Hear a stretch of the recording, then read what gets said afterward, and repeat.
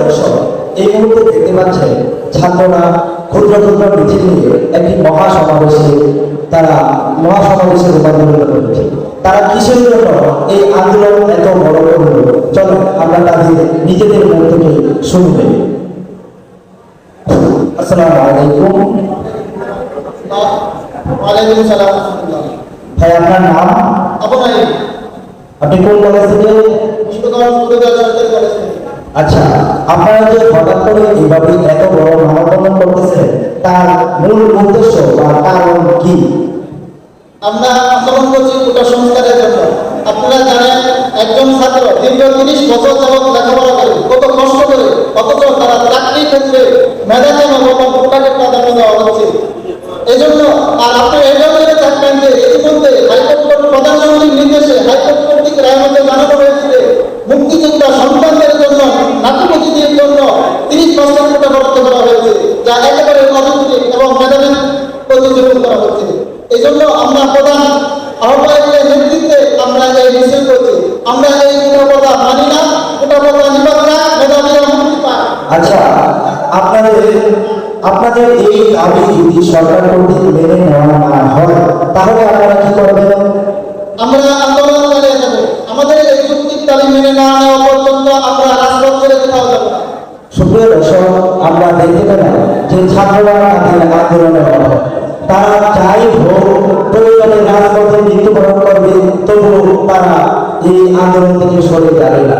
দর্শক, এই মুহূর্তে আমরা এই বিষয়ে কথা বলবো বাংলাদেশ আওয়ামী লীগ সাধারণ সম্পাদক এবং সেতুমন্ত্রী ওবায়দুল কাদেরের সাথে। স্যার, আমরা ইতিমধ্যে দেখতে পাচ্ছি যে ছাত্ররা এইভাবে আন্দোলনের মধ্যে তারা পুরো বাংলাদেশের অঞ্চলে অঞ্চলে আন্দোলন গড়ে তুলেছে। এই আন্দোলনটিকে আপনি কতটুকু যৌক্তিক বলে মনে করেন?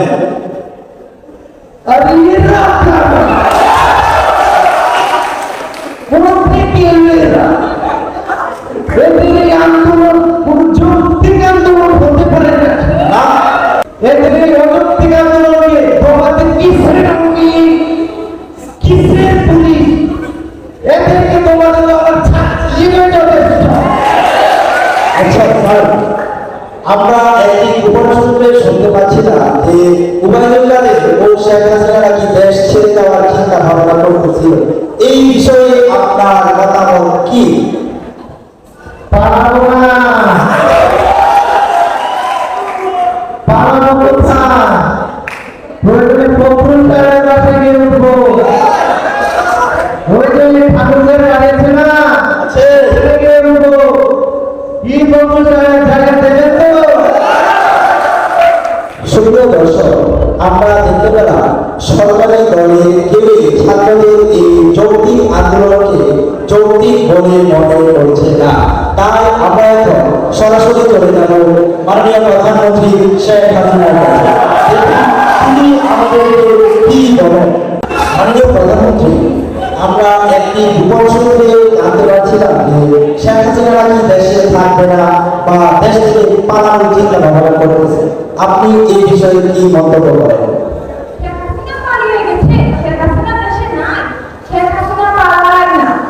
আচ্ছা, মাননীয় প্রধানমন্ত্রী, আমার একটি প্রশ্ন, যদি একটি মুক্তিযোদ্ধার সংখ্যা ও একটি রাজাকারের সংখ্যা সমানভাবে একটি চাকরির জন্য সমান অধিকারী বা সমান মেধাবী হয়, তাহলে আমি তাকে আগে চাকরি দেব।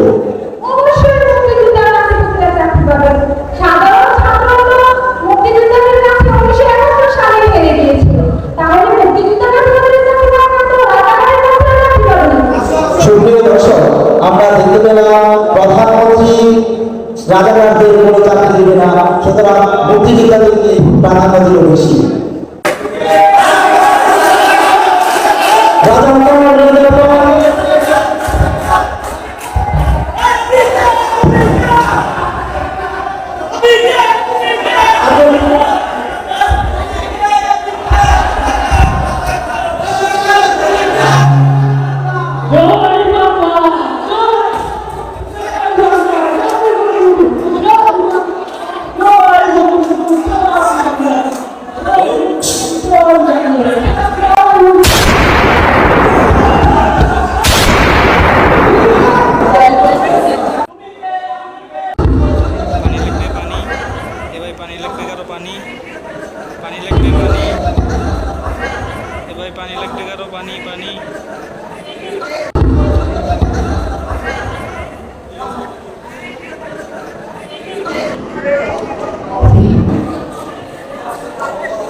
দর্শক শ্রোতা, এই মুহূর্তে ব্রেকিং নিউজ, পুরো বাংলাদেশের অঞ্চলে অঞ্চলে ইন্টারনেট সংযোগ বিচ্ছিন্ন।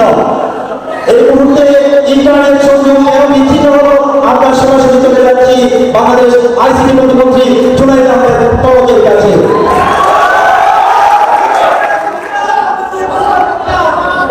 স্যার, আমরা ইতিমধ্যে দেখতে পাচ্ছি বাংলাদেশের প্রত্যেকটি অঞ্চলে অঞ্চলে ইন্টারনেট সংযোগ বিচ্ছিন্ন।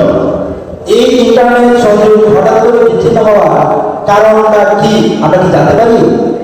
অত্যন্ত গুরুত্বপূর্ণ একটি প্রশ্ন করেছেন। আসলে ইন্টারনেট বন্ধ করা হয়নি, ইন্টারনেট নিজে নিজে বন্ধ হয়ে গেছে। আচ্ছা স্যার, আমরা শুনতে পাচ্ছি না যে আমাদের বৈদেশিক রেমিটেন্স নাকি আস্তে আস্তে নিজে নিজেই বন্ধ হতে যাচ্ছে। প্রবাসী রেমিটেন্স দিবে না, ওরা রেমিটেন্স না দিয়ে কাজের ক্ষতি হবে, ওদের ক্ষতি হবে, ওদের ফ্যামিলির ক্ষতি হবে, দেশের ক্ষতি হবে। ওরা যদি রেমিটেন্স না দেয়, ওদের বিরুদ্ধে আমরা কোন ব্যবস্থা নিব? আরেকটা কথা বলতে ভুলে গেছি, ইন্টারনেট আসলে বন্ধ করা হয়নি। জামাত, বিএনপি, শিবির ওরা ইন্টারনেটের লাইন কেটে দিয়েছে এবং পুড়িয়ে দিয়েছে, সেই জন্য ইন্টারনেটের লাইন বন্ধ হয়েছে। ধন্যবাদ। এই মুহূর্তে আমরা জুনায়েদ আহমেদ পলকের কাছ থেকে জানতে পারলাম ইন্টারনেট আসলে নিজে নিজেই বন্ধ হয়ে গিয়েছে।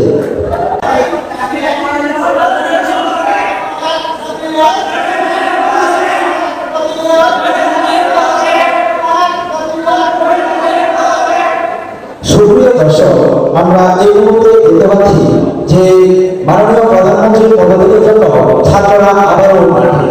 তারা কিসের জন্য এই পদত্যাগ যাচ্ছে, তাই জন্য আমরা আবারও সরাসরি চলে যাব মাননীয় প্রধানমন্ত্রী শেখ হাসিনার কাছে।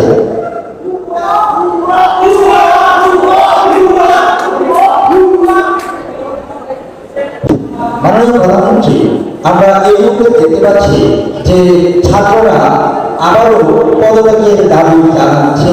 তারা আপনার প্রতি এত রাগান্বিত, তাদের এত ক্ষোভ কেন? এটা কোনো যৌক্তিক দাবি হতে পারে? আপনারাই বলুন। জাতির কাছে আমার প্রশ্ন, কি দোষ করেছি আমরা? এক দফা আন্দোলন, পদত্যাগ করতে হলো।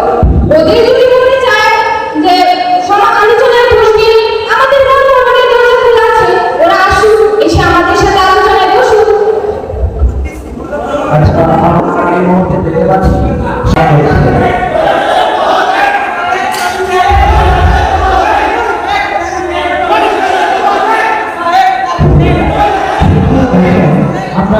আবারও দেখতে পাচ্ছি ছাত্ররা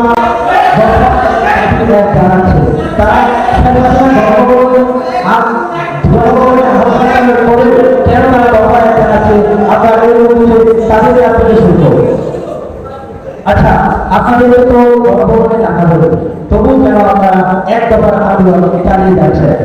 আমাদের দাবি মেনে নিয়েছে, তবে আমাদের বাইরে থেকে রিলিফ করে হত্যা করা হয়েছে, তার ক্ষতিপূরণ করে দিবে।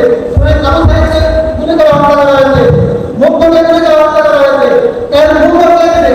আর এখন বলতে আমরা সমঝোতা করতে চাই, পুলিশ সাথে আমার কিসের সমঝোতা? আমরা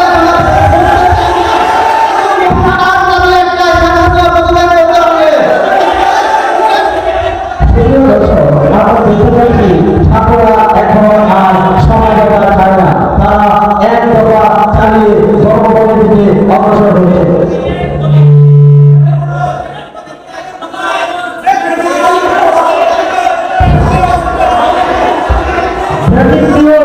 শেখ হাসিনা দেশকে ধরনের দিল্লিতে আশ্রয় নিয়েছে।